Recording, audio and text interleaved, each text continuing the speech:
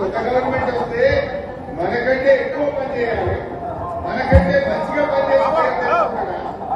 మనం పనులు క్యాన్సిల్ చేసి కాలేజీని క్యాన్సిల్ చేసి నీ నోటిగా గుర్తే పడుకుంటా అంటే అటువంటి మనం ఓట్ చేస్తే మన ఎంత ముందుగా చెప్పాడు అవ్వా పెన్షన్ ఎంత వస్తుంది 2000 ఇక మేము వస్తున్నాం డిసెంబర్లో రాగానే 4000 ఇస్తాను చెప్పి మరి వచ్చి 4 నెలలైనా అవ్వా కాంట్రాక్ట్ 4000 వీరేందర్ గారికి కృతజ్ఞతలు. Thank you.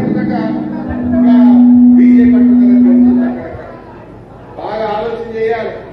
కాంగ్రెస్ మీద కోపం కొద్ది బీజేపీ మీద ఓటేస్తే పేదం మీదకి పోయేవాటైతే ఇంకా ఆగమైపోతుంది మన తెలంగాణ.